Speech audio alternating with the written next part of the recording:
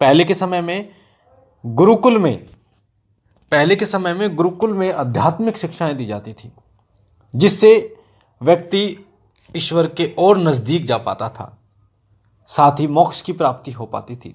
आप महाभारत उठा के देख लीजिए, रामायण उठा के देख लीजिए, या किसी भी महापुरुष को आप ले लीजिए, वो अध्यात्म की शिक्षा को ग्रहण करते थे, ना कि भौतिक शिक्षा को। भौतिक शिक्षा हमारे भौतिक जीवन को सुखमय बनाने के लिए आवश्यक होती है, पर आध्यात्मिक शिक्षा हमारे अध्यात्म जीवन को आगे बढ़ाती है, उसका विस्तार करती है। सभी का उद्देश्य एक ही है, वो है अध्यात्म से जुड़कर मोक्ष की प्राप्ति करना, उस ईश्वरीय तत्व को प्राप्त करना जिसके लिए आप या हम इस धरती पर आए हैं, जिसके लिए मनुष्य जीवन हमें मिला है। क्योंकि इतनी सारी 84 लाख योनियों में मनुष्य जीवन ही एक ऐसा जीवन है जिसे कर्म करने का अधिकार है। अपने कर्मों के माध्यम से वो अपने पितरों की गति सुधार सकता है, अन्य लोगों की गति सुधार सकता है और अपनी भी गति सुधार सकता है। ये चीज़ें और लोगों को बहुत हल्के लगती है कि मनुष्य जीवन मिल गया, अपने हिसाब से उसको जीते हैं। पर मैं आपको बता दूं, जो इस मनुष्य जीवन को अध्यात्म रूप से जीता है, आध्यात्मिक हमारे धर्म ग्रंथों में इस जीवन को जीने के तरीके बताए गए हैं कि उस जीवन में आपको क्या क्या करना चाहिए। जैसे उदाहरण के लिए मैं आपको बता दूं, ब्रह्म मुहूर्त में उठकर पूजा करना आपको चाहिए, अपने दैनिक काम भी आपको करने चाहिए, गृहस्थ में भी आपको रहना चाहिए, और साथ ही आपको जप तप प्राणायाम आपको करने चाहिए, साथ ही अपने जितने भी सगे संबंध है वो भी आपको निभाने चाहिए। तो ये सभी ध्यान मुद्रा में ध्यान वगैरह आपको करना चाहिए। तो ये सभी धर्म ग्रंथों में हमारे में बताए गए हैं, और अपने भौतिक जीवन को भी जीना चाहिए, गृहस्थ जीवन को भी आपको जीना चाहिए। पर जो लोग अपने भौतिक जीवन के आधार पर ये बोलते हैं कि भगवान नहीं होता, इसका प्रमाण दीजिए, उन लोगों के लिए विशेष ये जानकारी है कि भगवान जो है वो अनुभूति करने की चीज़ है, वो भौतिक नहीं है। भौतिक तो चीज़ें होती हैं जो बेजान होती हैं।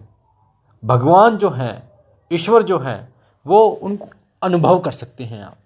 जैसे गर्मी को आप अनुभव कर सकते हैं, वायु को आप अनुभव कर सकते हैं, उसी प्रकार से ईश्वर को अनुभव किया जा सकता है। जिस प्रकार अग्नि को आप अनुभव कर सकते हैं, ये गर्म है ठंडी है, उसी प्रकार ईश्वर को भी सिर्फ और सिर्फ अनुभव कर सकते हैं। जो लोग पूजा उपासना करते हैं, उन्हें जो संकेत मिलते हैं वो उन पर दृढ़ विश्वास करके जब पूजा करते हैं तो उन्हें संकेत के साथ ईश्वरीय दर्शन होते हैं। गोस्वामी तुलसीदास जी को जब प्रेत ने दर्शन दिए, यानी प्रेत जब मिला और प्रेत ने बोला कि हनुमान जी के दर्शन आपको, श्री राम के दर्शन चाहिए तो हनुमान जी को आपको पकड़ना होगा, और रामायण के पाठ में सबसे पहले आने वाले व्यक्ति और सबसे लास्ट में जाने वाले व्यक्ति ही हनुमान जी हैं। अगर वो विश्वास ना करते तो कभी उनको भगवान हनुमान जी और भगवान श्री राम लक्ष्मण के दर्शन नहीं होते। तो इसलिए विश्वास बहुत जरूरी होता है। आपके दीपक में फूल बनता है तो वो एक विश्वास है। आप अगर विश्वास करते हैं कि ये आप ईश्वरीय कृपा के कारण बनता है तो आपकी पूजा भक्ति बढ़ती चली जाएगी। साथ ही अगर आप माला पहनाते हैं फूलों की, फूल चढ़ाते हैं और फूल गिर जाते हैं, कई वीडियो में आपने देखा होगा, तो वो भी ईश्वरीय कृपा का संकेत होता है कि विश्वास आप करते हैं कि उन्होंने, भगवान ने आपको फल प्रदान किया है, तभी वो फलित होता है। सपने में आपको दर्शन हो रहे हैं, ज्योत में आपको अपने ईश्वरीय दर्शन हो रहे हैं। मैंने कई लोगों के साथ ऐसा देखा, जागरण में या जो अखंड ज्योत जलाते हैं, बिल्कुल स्वरूप वही ज्योत में बनता है, ज्योत में वही स्वरूप बनता है।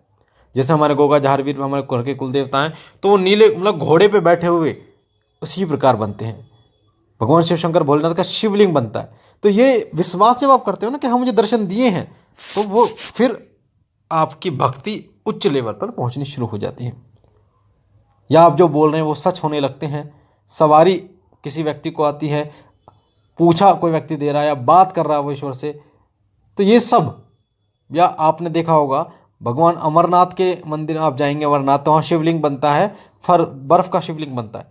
तो लोगों की आस्था ही तो है, जो लोग, इतने सारे लोग जाते हैं, इतने सारे लोग जाते हैं, तो ये सब विश्वास और आस्था पर टिका हुआ है। अगर आप प्रमाण मानते हैं, अगर आप प्रमाण मांगते हैं, और मैं आपसे कहता हूँ कि ये प्रमाण आपको मिल जाएगा, आप इतने दिन की साधना कीजिए, तो दिक्कत ये होगी कि उस साधना को तो आप कर लेंगे पर आपका विश्वास भाव नहीं होगा उसमें, और बिना भाव के आपको अनुभव नहीं होते। और अनुभव उन्हीं को होते हैं जिनके अंदर तर्क वितर्क नहीं होता, जिनके अंदर भौतिक चीज़ों को प्राप्त करने की अनुभूति नहीं होती, उन भौतिक चीज़ों को प्राप्त करने की इच्छा नहीं होती, उन्हीं को भगवान दर्शन देते हैं। इसलिए इस चीज़ का विशेष रूप से आपको ध्यान रखना है कि भौतिक चीज़ों में ना जाकर आध्यात्मिक चीज़ों में आप जाइए और विश्वास के साथ आप सेवा पूजा कीजिए, तो आपको निश्चित रूप से आपको दर्शन होंगे, निश्चित रूप से भगवान आपको दर्शन देंगे, अनुभव देंगे और आपको पता चलेगा कि हाँ, ईश्वरीय सत्ता है।